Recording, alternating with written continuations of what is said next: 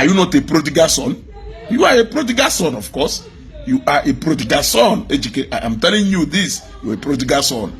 What I go? You are a prodigal son. Or in terms of friendship, you are a betrayer. Or in terms of business, you are a sellout. What I go? You are a sellout.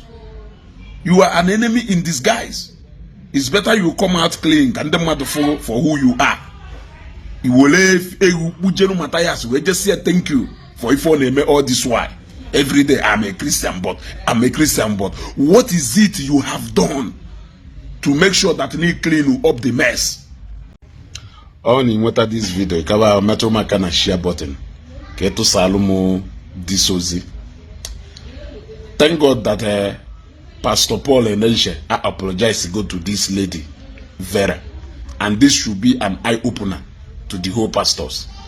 Now today say it shall trap na show ya danye na trap emana bad news na aka a travel faster and obia travel oje mebisi ife sometimes I show zie ka edozie the thing or dozie difficult ha na do quicker ni spread news mana oluzi oga ya rectify ife gbasara news a ife ancha ine mechisi onu ejike moment of truth to number one enemy of the church, even before MATHIAS EJIOFOR. Fear that enemy that will always pretend to be your friend, but imagine if you do very clear pictures here online, the lady gal to the extreme. If no clear way of this, if Apostle Paul and Nyake moment of truth to make a plan, when if I was staged, next stage, now the church is stage. You want to go? Now I ask, can you figure out the aim of Apostle Pastor Paul and Ishi? He staged that kind of thing. You want to go? So if you GK, by all chances, a program got the churches that they will always be failing. Any atom of anything to even vindicate the church, or I like he makes that thing up. He doesn't want it to see the light of the day. Now a lady behind testimony, do to compose English also, and no zataho certificate enyere pastor obianye testimony na church yes no na testimony ya o fake no do horeo nwata nwanyi we got to the extreme rectify verify ya vindicate your onwe. I am yet to see people who will come out and advocate for that lady.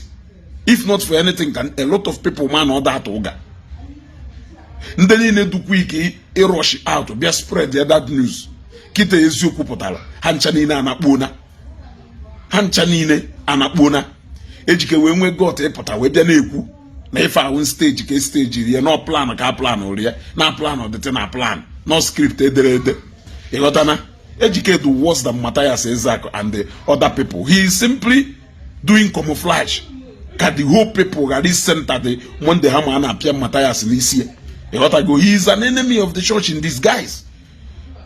Always overlook him each time on a I am a Christian, but which kind of a son will never see anything good? Which kind of a son will never see anything good? Which kind of a son will always try to do anything, dig up every single information to make sure that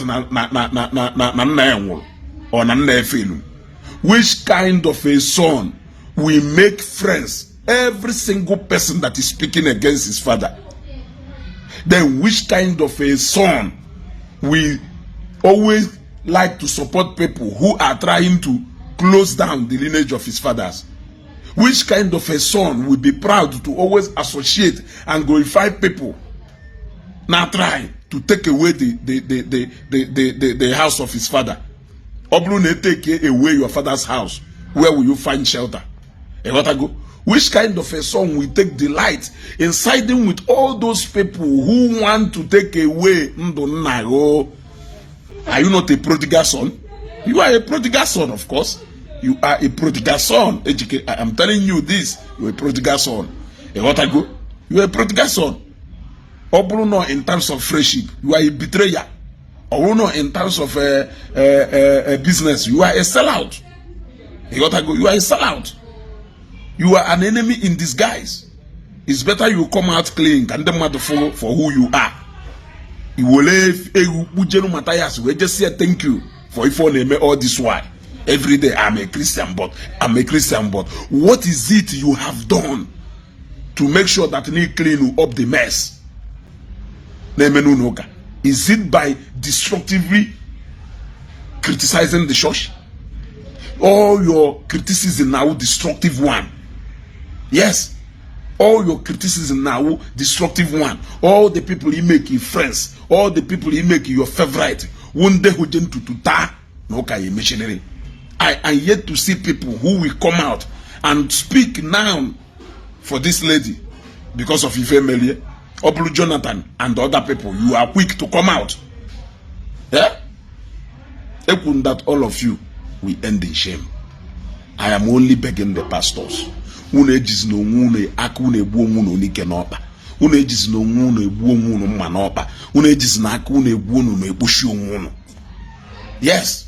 Une ejis na panic and the Santa karak. Oh, that onwele anybody in actually impress. Don't impress anybody. Don't impress anybody. Never you give your critic any chance at all to even make a headway, to advance 1 meter towards a penal. Yes.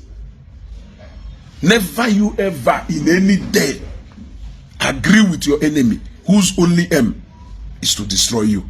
Never do that. If you do that, you are doing more harm to yourself than good. Thank God that Pastor Paul Enenche has apologized to this lady Vera, and I hope that the churches will be on guard now. The churches should be on guard now. Une lose guard na, une lose guard ya, une wala kono pia wo nazo. Dalukon.